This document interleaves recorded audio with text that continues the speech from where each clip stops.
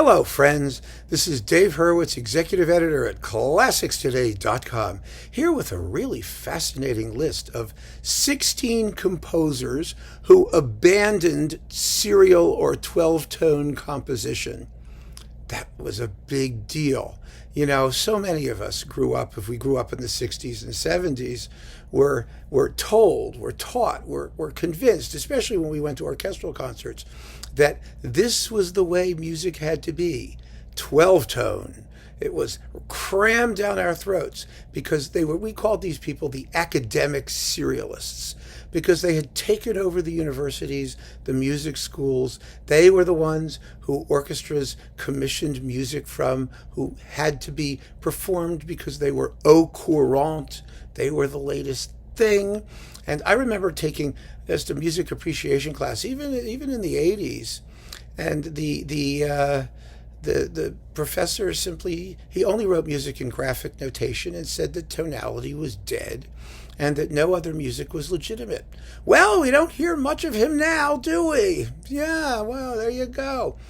As time passes, the further away we get from that rather loathsome interlude in our musical history, the more evident it becomes that that's what it was, a loathsome interlude in our musical history, a strange aberration. And of course, like any other period, there was great 12-tone music written, quite a bit of it by some genius composers. I mean, I can make a list of them too, and maybe I will.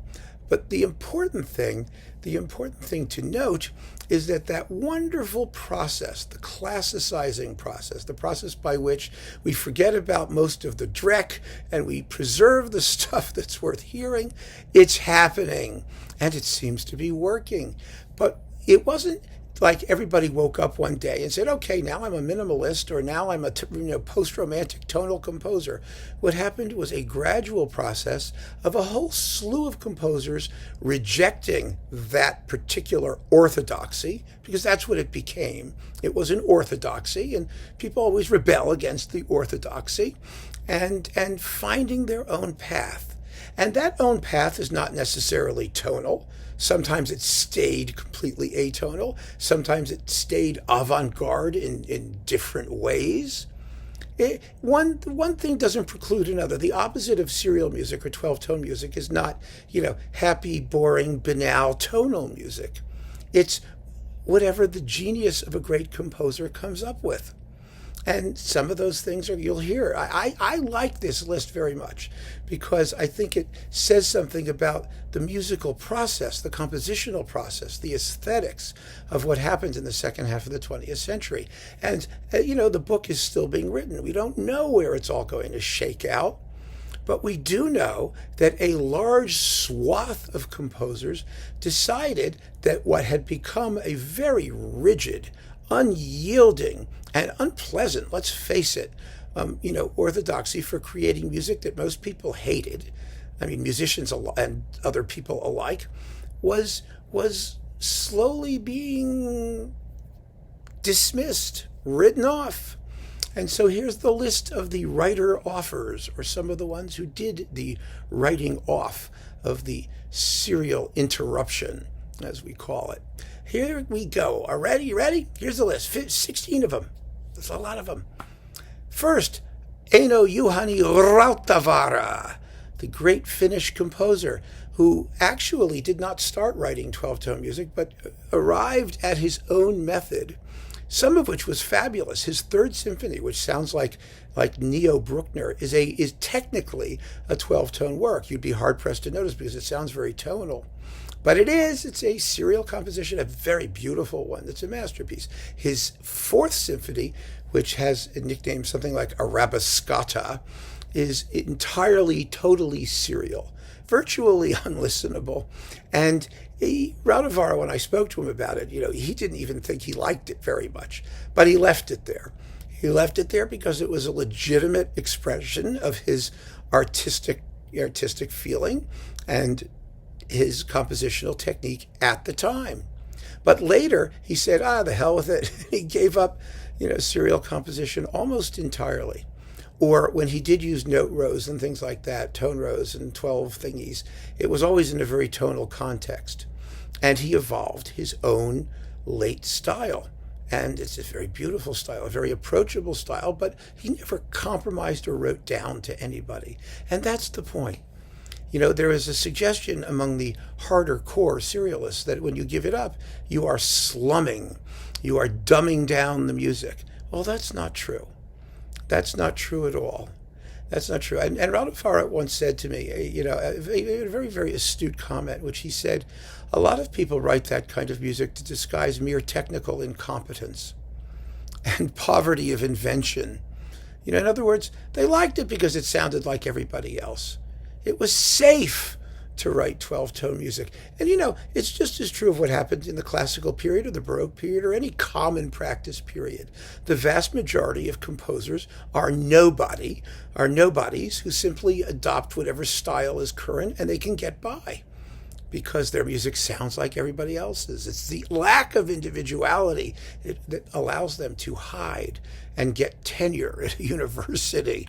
But Rautavaara became quite opposed to that and wrote fabulous music as a result after his Fourth Symphony and some before. So there was a guy whose curve, went to the total serial and then back. And his word, I think, carried a lot of weight with me because he'd been there. He knew what it was.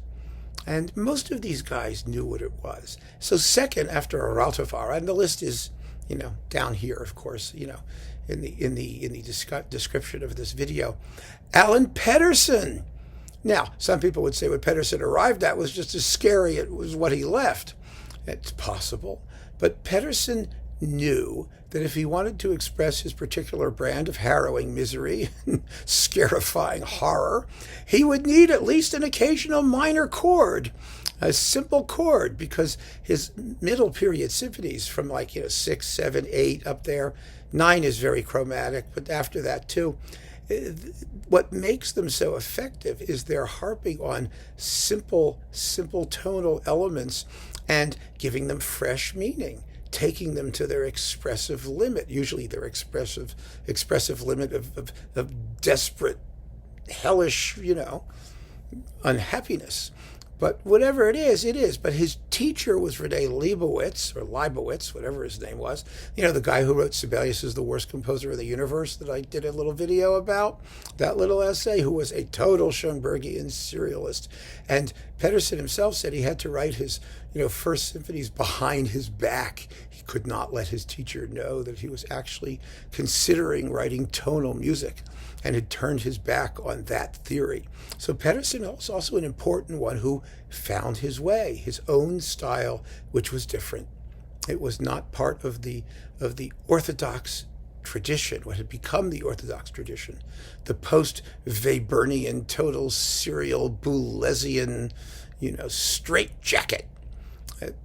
Composers were being sneered at if they didn't conform to.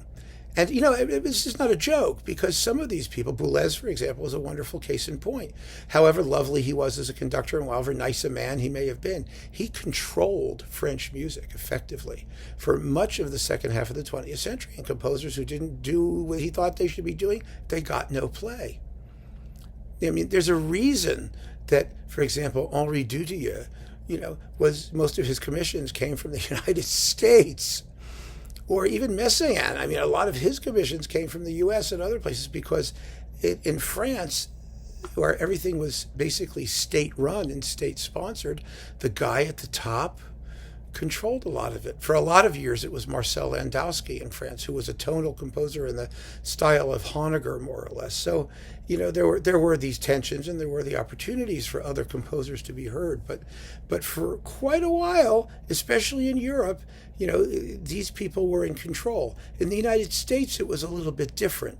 In the United States, because there wasn't state-sponsored support for the arts in the same way as they had in Europe, you had the academic serialists. You had these groups of people who were trying to regulate who got heard and who was important amongst the major orchestras, who got commissions and whatnot.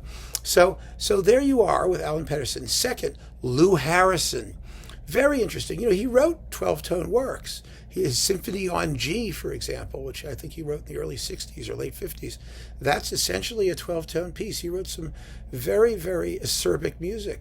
And even later he wrote some acerbic music, but in a different way.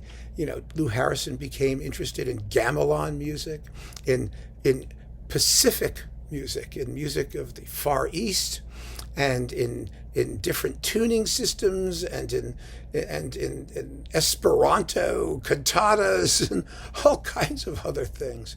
His music became almost monophonic, solely melodically based, very, very beautiful, often, and completely individual. But he also began life as a serialist, had a nervous breakdown, in the middle of it, but afterwards he sort of straightened himself out, and there you go. We get Lou Harrison, the amazing Lou Harrison, another major composer whose abandonment of, dodecaphony was a big, big deal, was Krzysztof Penderecki. Penderecki, of course, was remarkable with his Second Symphony, particularly subtitled The Christmas Symphony. He returned to tonal composition and turned his back on the avant-garde, and he was a great avant-garde composer. I love his avant-garde stuff. I really do. I mean, the Devils of Loudun and the St. Luke Passion and De Natura Sonoris, and the Threnody for the Victims of Hiroshima. That stuff is really good music. And he did not, of course, it's not necessarily serial either. It's based on sound, shape, sculpture things. And he did not turn his back on his avant-garde music, but he evolved. And as he evolved, he was criticized very strongly for denying the avant-garde. And when we gave him a Lifetime Achievement Award, I remember at the Cannes Classical Awards, where he performed the Seven Gates of Jerusalem. It was really fun. He actually made a very interesting speech where he talked about the necessity to protest against what he called the sclerotic avant-garde. That is, they had just become a institution. Everything that makes the avant-garde avant, they were not. They were the institutionalized avant-garde. It's sort of like the PRI in Mexico. Remember the Institutional Revolutionary Party? Well, how can you be revolutionary if you're institutional? How can you be avant-garde if you are the establishment? And that was what he was protesting against. He was protesting against their restriction on the freedom of composers to be themselves, to evolve their own musical path. And he did. And he was terrific as a result of it. After Penderecki, Nikos Skalkottas, the fabulous Greek composer. Now, we don't know very much about him in terms of, why he did what he did, because he was so little known in his lifetime. But his later works are almost socialist realist in their approachability. And there's a whole slew of neoclassical compositions, late compositions, that are quite lovely and quite approachable and very interesting. Some of his earlier atonal stuff is fascinating, too. He had his own styles, and the two of them for a long time, as with Schoenberg, his tonal and atonal stuff coexisted, side by side. But later in life, no, he was a little bit more interested in writing music that might stand a chance of getting played, or that people might enjoy, or something like that, and that's what he did. But he died young and really too soon to know exactly where his path was going. But he was definitely heading in that direction, away from strict serial orthodoxy. And after Skalkottas, here's one who might surprise you, Philip Glass. Actually, most of the minimalists were trained. They were academically trained in strict 12-tone technique. Well, we know what happened to that, don't we?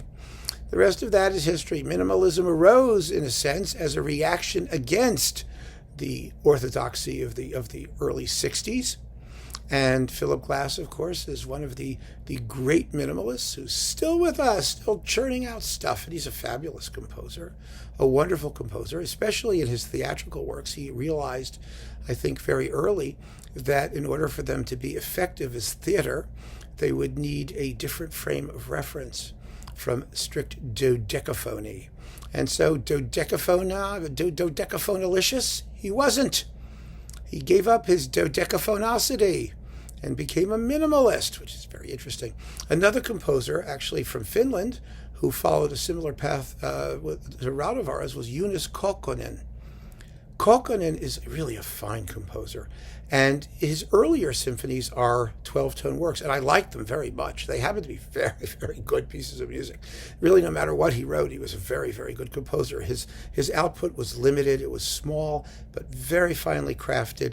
He became a household word, in Finland anyway, for his fabulous opera, The Last Temptations, which is a gorgeous piece of music, and his last two symphonies, numbers 3 and 4, the cello concerto, and a whole bunch of other works, his Requiem, which is beautiful, in which he found his own way towards a new vision of expanded tonality, and I recommend his music extremely strongly. It's quite marvelous stuff. After Kokkonen, let's talk about Morton Feldman. Now, Morton Feldman was an avant-garde composer his whole life. But in order to stay avant, he basically turned his back on serialism and started writing music based on the patterns of Persian rugs. It was still atonal. Pieces became 2 hours long. They were based on teeny tiny fragments of patterns that were repeated endlessly with tiny modifications over time, all at very low dynamic levels. I mean, his voice was a unique voice. When he wanted a tune, he wrote a tune. I mean, he did in Rothko Chapel. There is a tune, an actual tune. He didn't care. He became his own being. And you may not like his music, so you may love it. I think it's fabulous personally. And it is, for the most part, different from anything you've ever heard. And very, it's more like sculpture or objects turning slowly in space. It's not expressive in the traditional sense, and the abandonment of tonality, which he generally preserved, is absolutely necessary. It's absolutely necessary to his style. He wrote a piece called Triadic Memories that, is about you wanting to hear a normal tonal triad, but not. He's a very, very brilliant guy, and his music is wonderful, but it's specialist music. Okay. That was his path, and a wonderful one it was. Next, I just did a video about the Brazilian composer César Guerra-Peixe. And Guerra-Peixe was a wonderful composer who began life as a serialist. Then he became an ethnomusicologist and started incorporating folk music. But his style was really enlivened by the precision and I think the harmonic freedom that he acquired from composing, serial music. I mean, it wasn't always a bad influence. There really aren't any good or bad influences. They're just good and bad composers. And, as I've said before, good composers will write good music in any style. And if I seem sort of, experiencing a healthy bout of schadenfreude over the demise of serial music, well, it's only because there was so much bad stuff out there. And they had such a bad attitude, so many of the people who were pushing it. It was such a lousy bunch of people with their attitudes. Ugh, yuck. I had to deal with some of them, and, especially as a music critic. And it was a chore, absolutely a chore, because, there are reasonable questions that you can ask of these people, like, who is your audience? Why are you doing this? And if the answer is, screw you, that's the way it has to be, well, some of them were far kinder and more intelligent than that. But a lot of them were not. And so, I don't miss them. Let's put it that way. So Guerra-Peixe is a wonderful composer to look up. That Naxos disc is marvelous. And after that, well, Valentin Silvestrov, the Ukrainian composer, who has now decamped since the war began to breathe, living in Berlin now, I believe. Fine composer, also quasi-minimalist in his later work. He's another composer who gave up that kind of, strict formalism to find his own path, his own music. He's also very interested in silence and quiet and, spacey stuff. Some people don't like him because of that. Some people find his later music to be, somewhat monotonous. I think he's quite interesting. I really do, and I enjoy exploring what he does, and he seems to be happily working on his own redemption musically, so good for him. And after Silvestrov, we have George Crumb, the great, very recently late George Crumb. Now, he wrote an early set of variations for orchestra. It was a 12-tone piece. He was trained. That's how he started. And then he found himself. And there's no way to describe what he found, particularly because it was absolutely unique. It was extremely, for its time, for the 60s, avant-garde.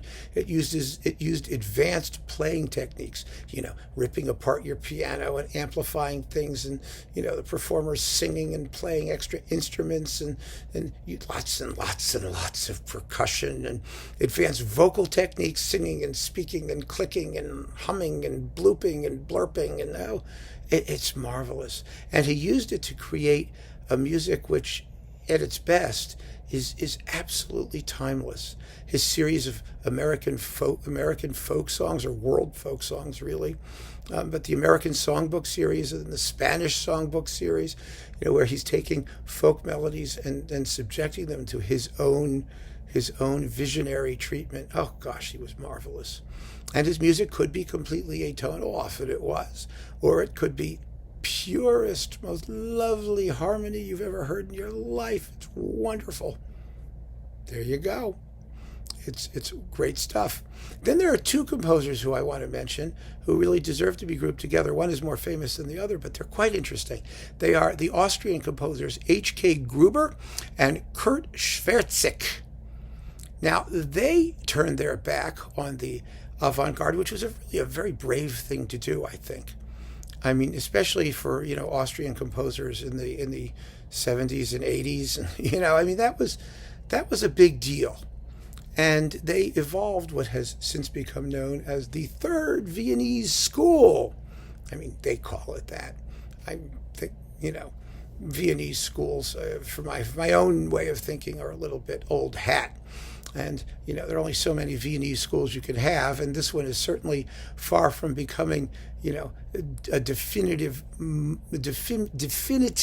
moment in musical history, just because they call it that. But they write wonderful music, tonal music, and very, music that is steeped in the Viennese tradition, the Viennese tonal tradition, because that's what most of it was, let's face it. And to a certain extent, expressionism. I mean, they get to do, crazy expressionist horror things once in a while, and it's great fun to listen to, enjoyable and entertaining and witty and creative, and often really like a lot of these sort of pastiche composers like Schnittke and others, and Ives, of course, way back when. It plays on the audience's expectations and the audience's knowledge of the past. It's a commentary on the past in some ways.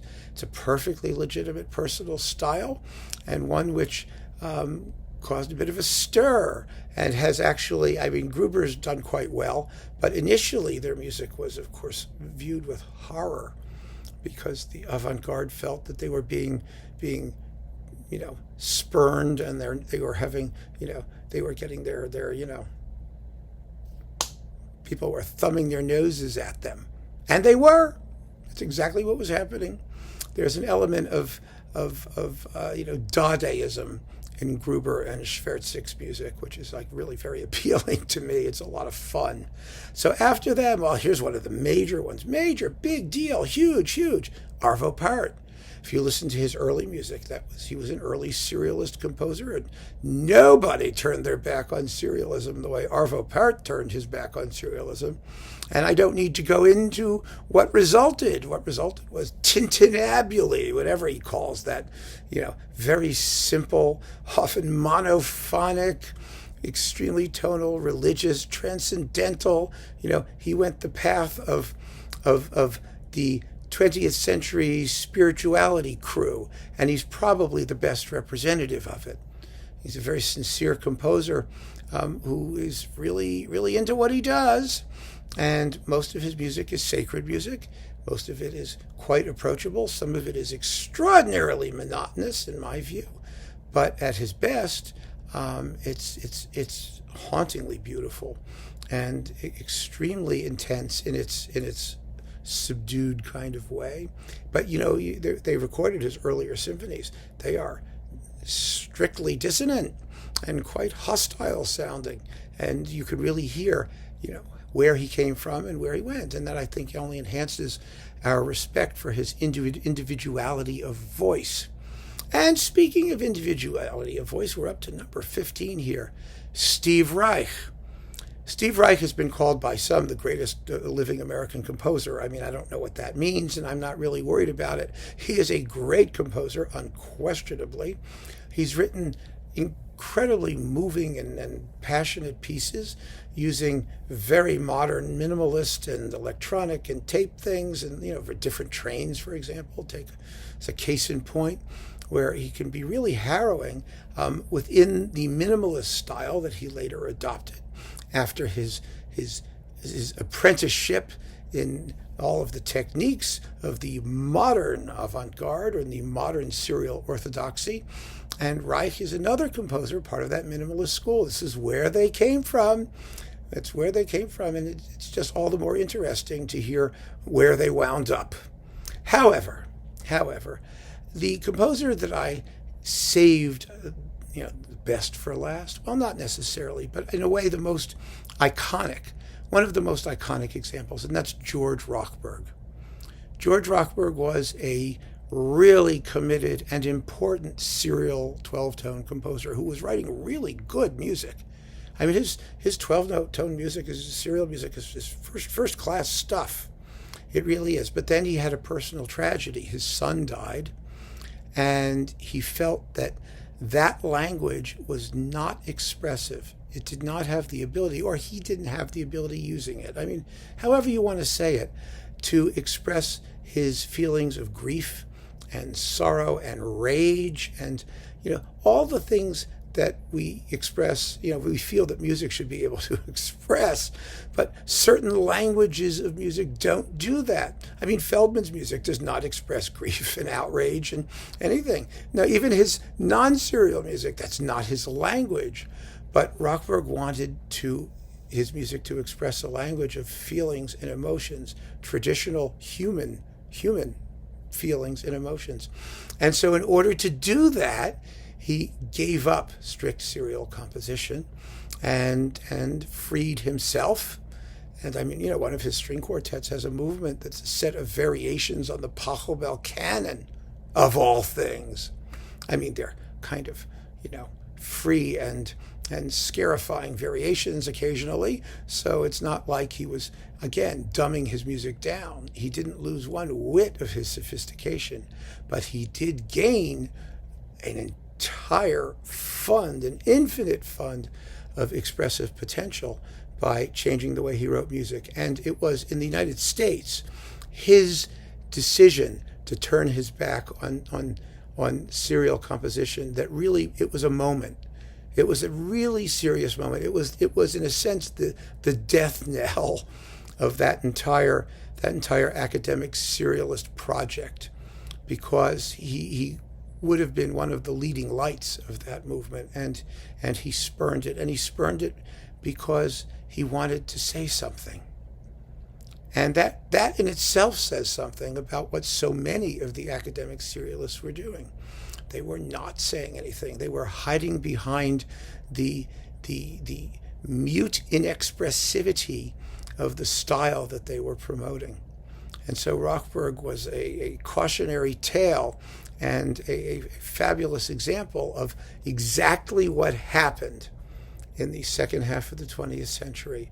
At some point, a whole roster of composers decided that either A, their own personal means of expression precluded writing in that orthodox style, or B, they wanted to reach out to people with music that was expressive of human feeling. And in order to do that, they felt that they needed to turn away from serial or dodecaphonic composition. And it's a very, very interesting story. And so here you have, I think, in a capsule, a bunch of composers who, if you listen to them and enjoy their music, and all of their music, the early and the late, you'll hear the process. You can hear the process happening. You can hear history in sound. So keep on listening, friends. Thank you so much for joining me. Take care.